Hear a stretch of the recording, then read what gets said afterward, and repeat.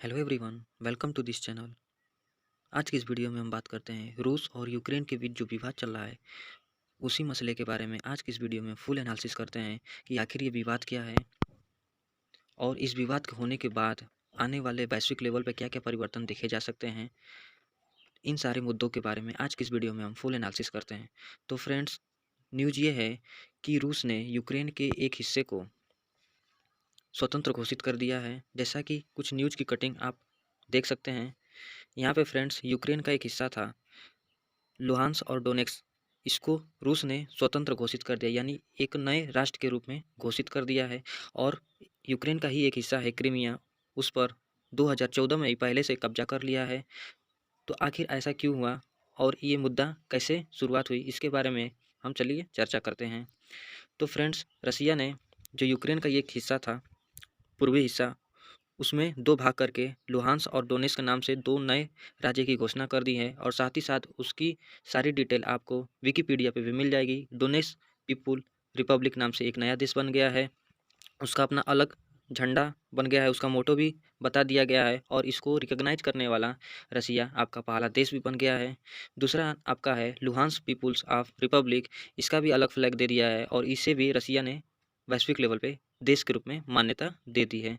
Friends, बात करें यदि पुतिन की, यानी जो रसिया के प्राइम मिनिस्टर हैं, पुतिन ने आर्डर दे दिया है रशियन फोर्स को, यूक्रेन के जो ये दो हिस्से में है इसको वहाँ पे जाने के लिए, जो स्वतंत्र घोषित किए गए हैं यानी लुहांस और डोनेस्क में रशियन की जो फोर्स है उसमें एंट्री कर दी है पुतिन के आर्डर के बाद। यदि बात करें इस मैप में लुहांस और डोनेस्क की, तो ये जो दोनों एरिया है आपका, ये यूक्रेन से जो यहाँ के लोग हैं अलग रहने की पहले से ही मांग कर रहे थे। और जो नीचे का हिस्सा है आपका रेड कलर में दिखाई दे रहा है क्रीमिया, ये क्रीमिया आपका रसिया ने 2014 से ही इस पर अपना अधिकार जमा लिया है। और इन दोनों जगहों की बात करें डोनेस्क और लुहांस में, तो दोनों शहर के इस हिस्से पर विद्रोहियों का कब्जा है और इस विद्रोहियों को स्वतंत्र रूप से मान्यता दे दी है रसिया ने और वहाँ पे अपनी मिलिट्री को एंट्री करा दी है। यदि इनकी भौगोलिक स्थितियों की बात करें डोनेस्क और लुहांस की, तो बात करें डोनेस्क की, तो यह फ्रेंड्स खनन के लिए यानी माइनिंग के लिए बहुत ही अच्छी जगह है। इसके चारों तरफ से बात करें तो ज्वालामुखी की सेंटर है, ज्वालामुखी का सेंटर है। और यहाँ पे डोनेस्क जो है ये स्टील का बहुत ही बड़ा माइनिंग सेंटर यानी हब है। इसकी आबादी बात करें तो 20 लाख के आसपास डोनेस्क की आबादी है। वहीं लुहांस की बात करें तो लुहांस की आबादी 15 लाख के आसपास है और यह कोयले के भंडार के रूप में जाना जाता है। यदि रूस के लिए बात करें डोनेस्क और लुहांस क्यों महत्वपूर्ण है, तो यूक्रेन जो है नाटो का मेंबर बनने जा रहा था। तो मेंबर बनने के विरोध में ही रूस ने यूक्रेन पर कार्रवाई की और यह एक्शन ले लिया है। बात करें यूक्रेन की पश्चिमी देशों से बढ़ती नज़दीकी और नाटो में शामिल होने की आशंकाओं के चलते से रूस जो है परेशान हुआ था। और रूस यह चाहता था कि डोनेस्क और लुहांस्क को स्वतंत्रता मिल जाए, जिससे कि पश्चिमी देशों के साथ साझेदारी करके यूक्रेन के इरादे जो है ठंडे पड़ जाए और साथ ही साथ 35 लाख लोग जो हैं यूक्रेन के अपोजिट साइड से आ जाएं। यदि यूक्रेन की बात करें तो यूक्रेन की टोटल आबादी लगभग 4 करोड़ के आसपास है। और जो डोनेस्क और लुहांस्क स्वतंत्र हो गए हैं क्षेत्र, इस इलाके की आबादी लगभग 36 लाख है, जो कि नाटो के विरोध में इन आबादी को लाया जा सकता है। ये रसिया का फेवर वाला कथन था। इससे भी पहले बात करें तो रसिया एक ऐसी ही घटना कर चुका है जॉर्जिया के साथ। जॉर्जिया का भी एक इलाका था, वहाँ पे अलगाववादी क्षेत्रों को वहाँ पे प्रोत्साहन दे के वहाँ पे अपनी सैनिक भेज दिया और उतनी जॉर्जिया के एक छोटे से क्षेत्र को अलग राष्ट्र घोषित कर दिया है। पहले भी ऐसा रसिया काम कर चुका है।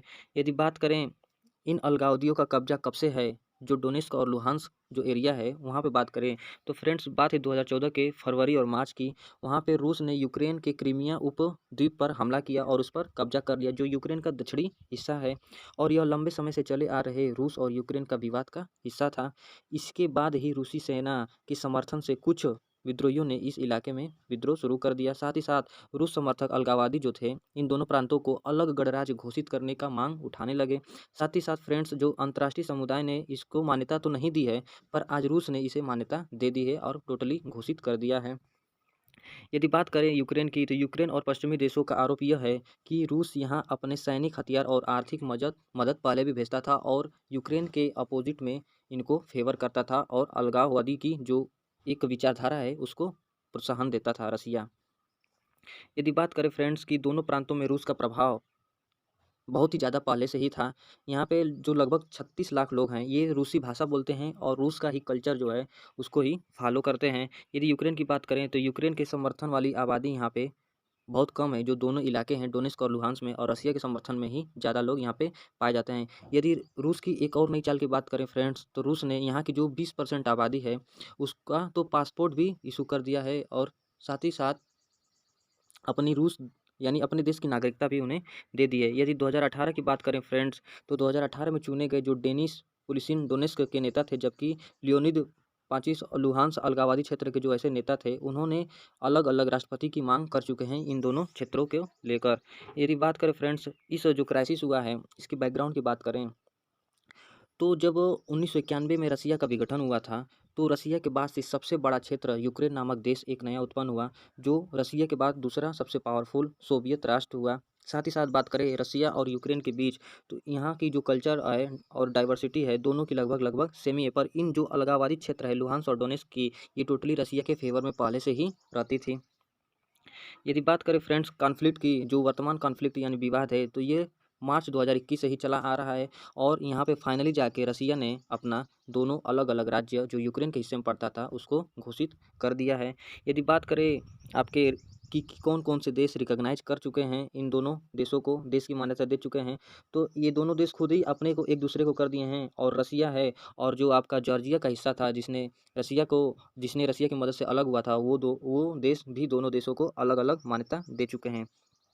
यदि इन विवाद को लेकर हुए समझौतों की बात करें फ्रेंड्स, तो आपका बेलारूस की राजधानी मिन्स्क में 2 समझौते इससे रिलेटेड हो चुके हैं, जो मिन्स्क 1 और मिन्स्क 2 नाम से जाने जाते हैं, मगर ये भी लगभग फेल ही के कगार पे हो चुके हैं। यदि इस विवाद की बात करें, यूएन के जो सेक्रेटरी हैं, महासचिव, उनकी बात करें जिनका नाम एंटोनियो गुटेरेस है, तो उन्होंने यूक्रेन के फेवर में एक ट्वीट किया है कि यूक्रेन की जो संप्रभुता, स्वतंत्रता और जो उसकी इंटीग्रिटी है, उसके फेवर में इन्होंने ट्वीट किया है कि हम उसके साथ हैं। अब बात करें यदि यूएसए की, तो यूएसए के जो रक्षा सचिव हैं, उनका नाम है एंटोनी ब्लिंकन। इन्होंने बताया है कि रसिया पे अब बहुत ही ज़्यादा सेंक्शन यानी प्रतिबंध लगाए जाएंगे, और कुछ इन्होंने और कुछ नहीं कहा है। उन सेंक्शन का नाम है फ्रेंड्स की काटसा नाम से एक एक्ट है, उसी के तहत अमेरिका अन्य देशों पे प्रतिबंध लगाता है। काटसा की फुल फॉर्म है friends countering America advertising through sanction act. इसी के तहत अमेरिका अन्य देशों पे प्रतिबंध लगाता है।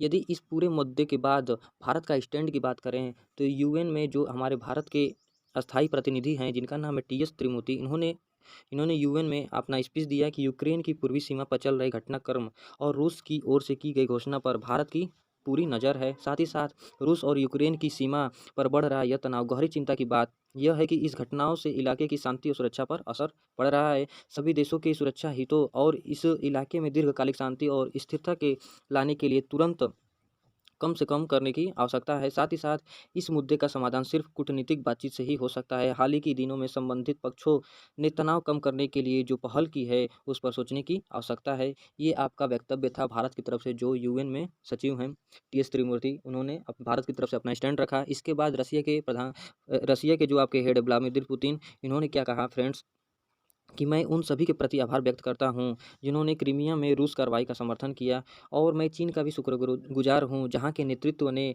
क्रीमिया में रूस के इस कदम का समर्थन किया है। और साथ ही साथ भारत के संदर्भ में उन्होंने कहा कि हम भारत के संयम और निष्पक्षता की बहुत ही सराहना करते हैं। इन सारे विवादों के बाद जो पूर्व राष्ट्रपति अमेरिका के थे डोनाल्ड ट्रंप, उन्होंने कहा कि जिस तरह से रूस यूक्रेन के कुछ एक हिस्से पे कब्जा करके उसे स्वतंत्र घोषित कर दिया, उसी तरह आने वाले दिनों में चाइना भी ताइवान के हिस्से को अपना हिस्सा घोषित करके मिला लेगा, और अमेरिका कुछ भी नहीं कर पाएगा। ये उनका वक्तव्य था ट्रंप का, जो पूर्व राष्ट्रपति थे अमेरिका के। यदि बात करें जर्मनी की, तो इस मुद्दे पर जर्मनी का क्या स्टैंड था, तो फ्रेंड्स आपको हम बता दें कि रसिया प्राकृतिक गैस का सबसे ज़्यादा उत्पादन करता है, और रसिया से पाइपलाइन आती है जर्मनी तक प्राकृतिक गैस की, जिसका नाम है आपका नॉर्ड स्ट्रीम 2। तो जर्मनी ने इस परियोजना, जो रशिया की परियोजना थी, इसको अभी फ़िलहाल के लिए रोक लगा दी है। यहाँ फ्रेंड्स आप मैप में देख सकते हैं कि नॉर्ड स्ट्रीम 1 और नॉर्ड स्ट्रीम 2 जो रसिया से लेकर जर्मनी तक एक गैस पाइपलाइन थी, जिससे यूरोप के अनेक देशों में इसकी गैसों की सप्लाई की जाती थी। तो जर्मनी ने इस परियोजना यानी इस प्रोजेक्ट पर अभी फ़िलहाल के लिए रोक लगा दी है। यदि बात करें फ्रांस की, तो फ्रांस के जो राष्ट्रपति इमानुएल मैक्रोन, उन्होंने कहा है कि रसिया पे आपका टारगेटेड सैंक्शन यानी प्रतिबंध लगाया जाएगा, यदि बात करें यूके की, तो इस मुद्दे पे यूके का क्या स्टैंड था, तो यूके ने भी सैंक्शन लगाने की बात ही की है, यानी प्रतिबंध लगाने की बात की है। और साथ ही साथ यूके में जो चल रहे 5 रशियन बैंक थे, उसे तत्काल प्रभाव से उन्हें रोक दिया गया है। यदि इन सारे मुद्दों की बात भारत की बात करें कि भारत में क्या हो सकता है, इस पर भारत का क्या असर होगा यदि जंग हुई तो, या जो भी मुद्दा चल रहा है इंटरनेशनल लेवल पे, तो भारत की बात करें फ्रेंड्स, तो भारत एक एक्सपोर्टिंग कंट्री के रूप में उभर सकता है। यदि हम बात करें कुछ आंकड़ों पे, तो रसिया इस समय फ्रेंड्स सबसे ज़्यादा गेहूं का निर्यात कर रहा है, टॉप एक्सपोर्टर बन गया है। यदि उसके कुछ फैक्ट की बात करें तो 2001 में गेहूं का एक्सपोर्ट करने में पूरे वैश्विक लेवल पर रसिया 1% हिस्सेदारी रखता था, और साथ ही साथ 2019 में 1% से बढ़ के 19% आज हिस्सेदारी रख रहा है गेहूं का एक्सपोर्ट करने में पूरे वैश्विक लेवल पे। तो इससे प्रतिबंध लगाए जाएंगे रसिया पे, और इन प्रतिबंधों का फ़ायदा भारत उठा सकता है, अपने एक्सपोर्ट को वो बढ़ा सकता है फ्रेंड्स। यदि बात करें 2019 में भारत में वैश्विक बाजार में 411 करोड़ रुपए का गेहूं बेचा, और 2019 में भारत ने 2,17,354 मीट्रिक टन गेहूं का निर्यात किया। कई पड़ोसी देश जो रूस या यूक्रेन से गेहूं मंगाते थे, वे अब एक्सपोर्ट भारत से गेहूं का एक्सपोर्ट करवा रहे हैं फ्रेंड्स। भारत की गेहूं की मांग पिछले कुछ सालों में काफ़ी बढ़ी है। जंग की स्थिति में भारत, नेपाल और बांग्लादेश जैसे देश जो हैं, गेहूं देकर अपनी मजबूत दोस्तों का परिचय दे सकते हैं। ये भारत के लिए अच्छा स्टैंड होगा। यदि तेल सप्लाई की बात करें फ्रेंड्स, तो दुनिया में कच्चे तेल के उत्पादन में रूस की हिस्सेदारी जो है 13% है। यूक्रेन से लड़ाई की सूरत में रूस से कच्चे तेल का उत्पादन और सप्लाई बाधित हो सकती है। जैसे जैसे अलग अलग देश जो अन्य देश हैं वो प्रतिबंध लगाते जाएंगे, जिससे दुनिया में कच्चे तेल का दाम बढ़ने वाला है। यानी भविष्यवाणी है फ्रेंड्स कि आने वाले दिनों में आपके क्रूड ऑयल के जो प्राइसेस है वो इंक्रीज होंगे, तो आपके भी अलग अलग देशों में प्राइस कंफर्म है कि इंक्रीज होने वाले हैं। यदि बात करें फरवरी में कच्चे तेल की कीमत $95 प्रति बैरल के साथ 2014 के बाद से अब तक के अपने हाईएस्ट पॉइंट पर पहुंच चुकी है। रूस यूक्रेन जंग से कच्चे तेल की कीमत और बढ़ने की आशंका अभी जताई जा रही है। इसका असर कंफर्म है कि भारत पर पड़ेगा। यहाँ पर महंगाई आने वाली है। नेचुरल गैस सप्लाई में रूस की हिस्सेदारी लगभग 40% है। पूरे वैश्विक लेवल पे बात हो रही है। यूरोप की जो गैस पाइपलाइन जो 1/3 हिस्सा है वो रसिया से ही सप्लाई होता था। यदि हम बात करें अनाज की सप्लाई का एक बड़ा हिस्सा काला सागर से होते हुए गुजरता था, जिसकी सीमा रूस और यूक्रेन दोनों से लगती थी। ऐसे में कई देशों में खाने के सामान में भी कीमत जो है बढ़ सकती है, क्योंकि सप्लाई वहाँ से रुक जाएगी। सऊदी अरब की बात करें तो सऊदी अरब भारत के हथियारों का सबसे बड़ा आयातक है। यानी सऊदी अरब भारत के बाद आयात करने वाला हथियारों का सबसे बड़ा देश है। पिछले 5 सालों में भारत ने सबसे ज़्यादा रूस से हथियारों का आयात किया है। भारत अब भी कुल हथियारों का लगभग 49% रसिया पर ही डिपेंड है। यानी अपने टोटल 100% जो हथियार हैं पूरे वैश्विक लेवल पर मंगाने में, उसमें 49% रसिया का योगदान है भारत में हथियार भेजने के मामले में। ऐसे में रूस और यूक्रेन के बीच यदि युद्ध हुआ तो हथियारों के बाजार पे भी असर आ सकता है। इससे हथियारों की कीमत भी बढ़ सकती है। यदि बात करें फ्रेंड्स कि रूस और यूक्रेन से जो गेहूं खरीदने वाले टॉप देश थे, उसमें मिस्र मिस्र था, दूसरे पर तुर्की है, फिर इंडोनेशिया है, आपका बांग्लादेश है, नाइजीरिया, ये कुछ देश थे जो रूस और यूक्रेन से गेहूं का इंपोर्ट कराते थे।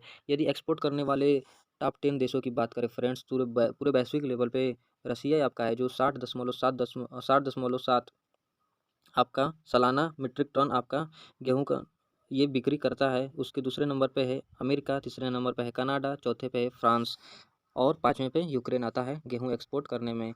यदि रूस की बात करें तो रूस टोटल जो भी उसका मार्केट है उसका आपका 30.3% क्रूड ऑयल और पेट्रोलियम आपका क्या करता है, एक्सपोर्ट करता है। रिफाइनरी की बात करें तो 16.3%, पेट्रोलियम गैस की बात करें तो 6.46%, कोयला और गेहूं आपका सबसे ज़्यादा एक्सपोर्ट करता है। यदि रूस से कौन से देश सबसे ज़्यादा अपना सामान मंगाते हैं, तो उसमें सबसे पहले नंबर पर है चाइना, उसके बाद नीदरलैंड, फिर बेलारूस, फिर जर्मनी और इटली आपका सबसे ज़्यादा रूस से सामान मंगाते हैं। यदि यूक्रेन की बात करें तो यूक्रेन एक्सपोर्ट करने में किन किन सामानों में सबसे आगे है, तो मक्का का एक्सपोर्ट सबसे ज़्यादा उसका वहाँ 10% लगभग होता है। और यदि बात करें यूक्रेन किन देशों को सबसे ज़्यादा सामान बेचता है, तो रसिया को, चाइना को और जर्मनी को सबसे ज़्यादा सामान बेचता है। इन सारे मुद्दों में के बीच हमारे जो भारतीय स्टूडेंट हैं वहाँ पे लगभग 20 से 25 हज़ार स्टूडेंट वहाँ यूक्रेन में पढ़ते हैं, जो इस मुश्किल हालत में वहाँ फंस चुके हैं। इसके लिए भारत सरकार ने अपना स्टैंड लिया है और अपने 7 प्लेन को वहाँ भेज के उन स्टूडेंटों को भारत लाने के लिए, सुरक्षित भारत लाने के लिए एक योजना बनाई गई है। यहाँ पे फ्रेंड्स कुछ इंडियन एम्बेसी के जो यूक्रेन में है, यूक्रेन की राजधानी क्यू में है, वहाँ पे इंडियन एम्बेसी के कुछ नंबर जारी किए गए हैं भारत सरकार द्वारा, और ईमेल आईडी जारी किया गया है। इसे संपर्क करके वहाँ के जो भी स्टूडेंट हैं उनसे संपर्क करके भारत आ सकते हैं सुरक्षित। और यदि कुछ टोल फ्री नंबर और फैक्स नंबर और हेल्पलाइन नंबर भी जारी किए गए हैं, इनकी सहायता से लेके भारत और यूक्रेन के बीच जो भी स्टूडेंट फंसे हैं वहाँ, वो भारत सुरक्षित लाए जा सकते हैं। तो फ्रेंड्स, मुझे उम्मीद है कि ये यूक्रेन और रसिया के जो बीच विवाद था, इस वीडियो में एनालिसिस हुआ, आपको बेहतर तरीके से समझ में आया होगा। तो वीडियो को लाइक करें, शेयर करें, मेरे यूट्यूब चैनल को सब्सक्राइब करें, और इससे रिलेटेड जो भी आपके मन में मुद्दे उठ रहे हों, जो भी बात उठ रही हो, तो कमेंट बॉक्स में टाइप करें। Thank you friends.